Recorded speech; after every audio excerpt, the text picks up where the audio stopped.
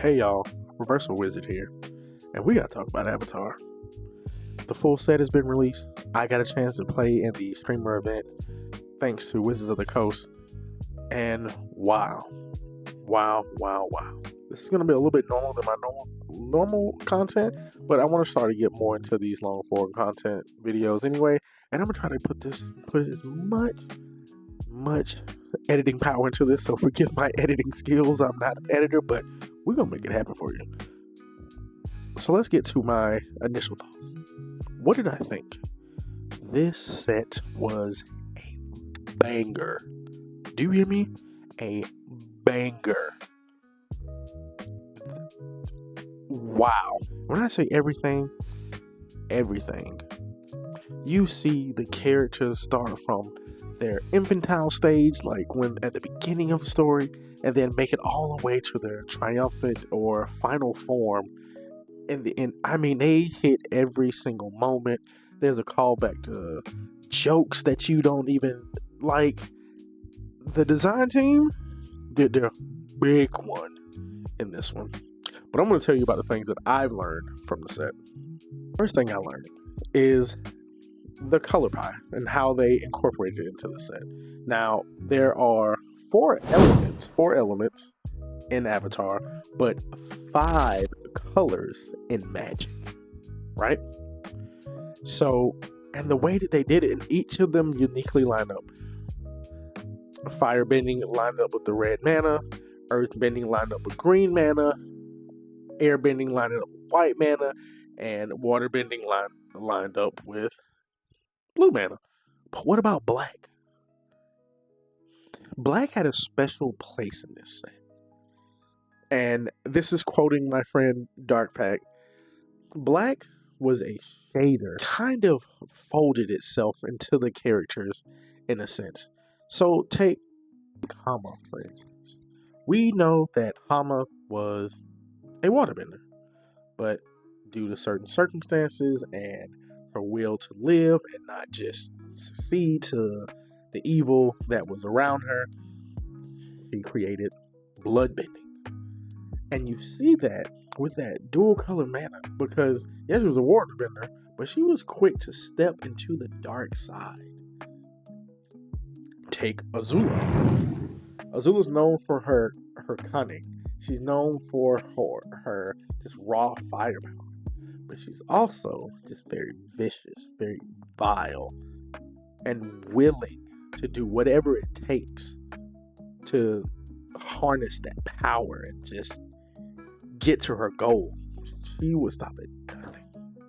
So definitely pay attention to the color black and how they incorporate it into other cards, because it's really thoughtful. It's oh my gosh, so good.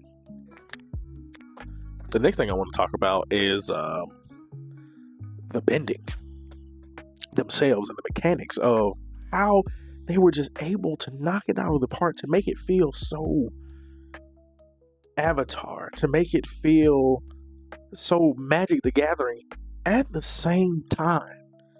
I felt like I was earthbending while also just crushing my opponents in a game of Magic the Gathering.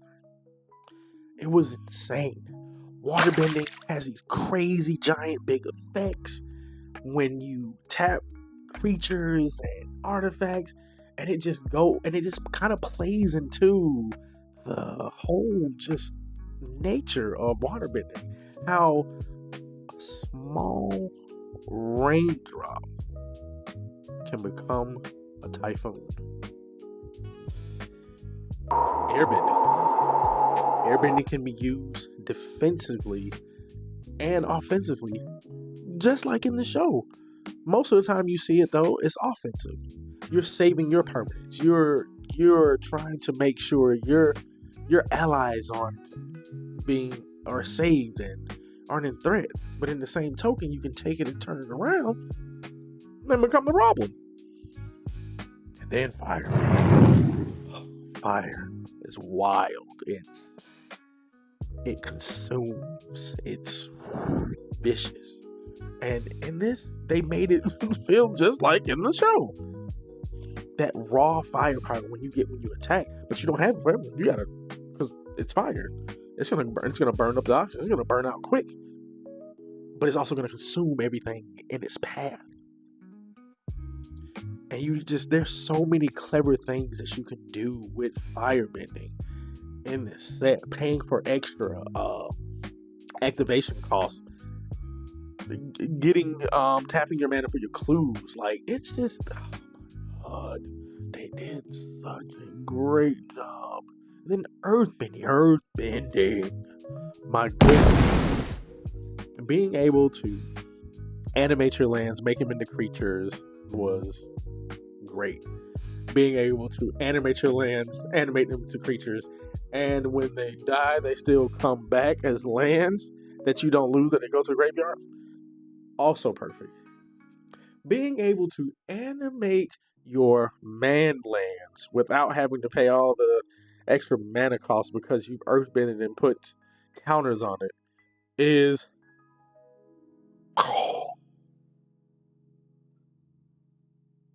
Are you listening? This set was a banger. Let's talk about the lesson mechanic. But lesson is here by itself as a card type. They go crazy. Here are some of my standout lessons that I absolutely love. Combustion Technique. For 1 in a red, instant lesson. Combustion Technique deals 2 damage plus the number of lesson cards equal to target creature, and if that creature would die, instead exile it. That gets rid of those pesky Dustmourn overlords. They don't come back or anything like that because they get exiled. And this card just gets great because if we're in a lesson like typal deck, lesson kindred deck, this card is 2 mana, but we've gotten rid of their giant thing, and it is not coming back. Fatal Fissure for 1 in a black, instant. Choose target creature. When that creature dies its turn, earthbend 4. So why not? Yeah, you gotta jump through a little bit of extra hoops, right? You gotta first target the creature with this, and then you kill it with a kill spell. But why not get some value out of the creature that you're killing, or the creature that one of your creatures is dying? Why not block with one of your little 1/1s or something like that? Play it on that when it dies, and then you get to make a 4/4. And then accumulate wisdom. I don't know who told them that printing Ancestral Recall was okay. What? For 2 mana? And a lesson type? Yeah, this card is bonkers. For a 1 in a blue, instant lesson. Look at the top 3 cards. Put 1 of those cards in your hand, and the rest on the bottom of your library in any order. Put each of those cards in your hand instead if there are 3 or more lessons in your graveyard. I can't tell you how many times I've drawn just 12 cards in a game playing 60 cards. I've drawn 12 cards, 12 cards, 12. Spent no mana, really little mana. Then combine it with Unwired. Just gives your lesson spells on your turn the cost of one colorless mana. Lessons feel so good in this set. Let's also go over the event. The event was really fun. I've seen a lot of awesome decks, a lot of great flavor. I know a lot of times people tend to get lost in the sauce with playing Commander, but there are some pretty fire strategies that I saw people using. And one of those cards that I want to talk about is the Last Agni Kai. For 1 in a red, instant. Target creature you control fights a creature an opponent control. If a creature is dealt excess damage this way, add that much red mana until the end of turn. You don't lose unspent red mana as steps and phases in. Someone combined this with the Old God, the blue-black 8/8 that usually can't attack because Descend has to have Descend 8. But they played this on turn 2, played the Last Agni Kai, killed my creature, generated like 5 mana or something like that from the and then they just played an Overlord. And they played the red Overlord. That was turn 3. Turn 3. They had played that. And I think the way that they had constructed this deck, they had made it so that really was like the only like instant and sorcery spell that. So they just kept flipping over doing this, kept generating so much value, put so many creatures on the board that I couldn't keep up. And I was dead. Let's get into Foggy Swamp Visions. For a colorless and 2 black, a sorcery. As additional cost to cast a spell, Waterbend X. Exile X target cards from graveyards. For each creature exiled this way, create a token as a copy of it. And in the beginning of the next end step, sacrifice those tokens.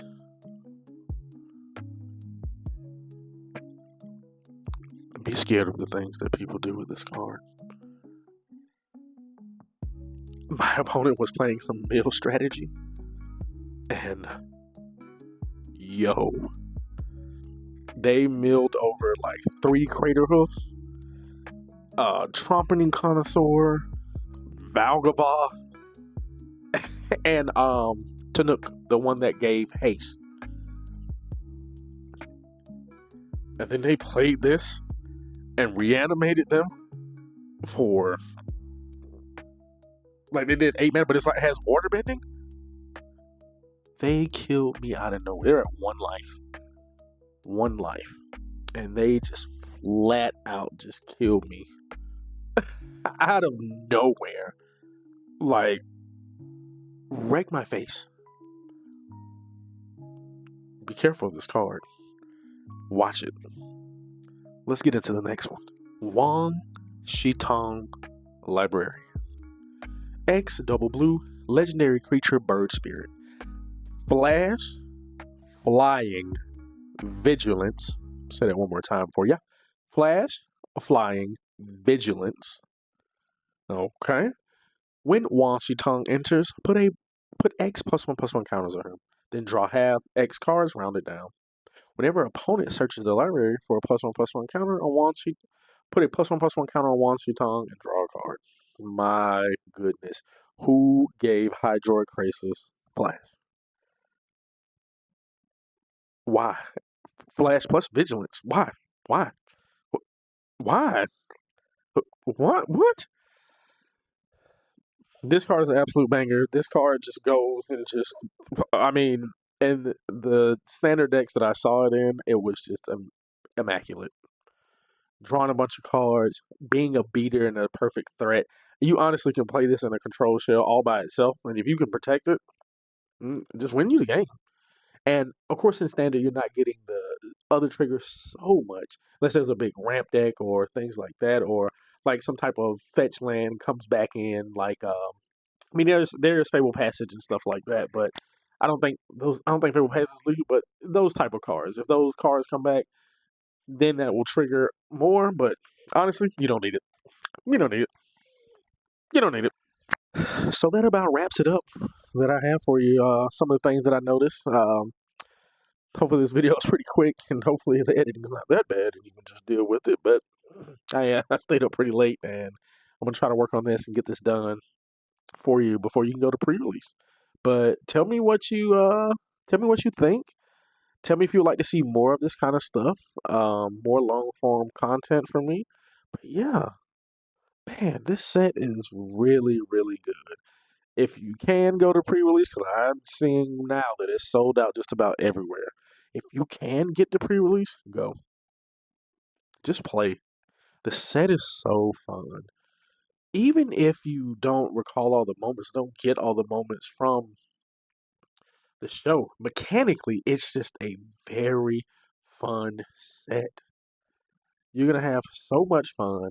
I want to hear all about your pre-release pulls and all about your pre-release games and all the games you have with the set. Just comment below, like and subscribe.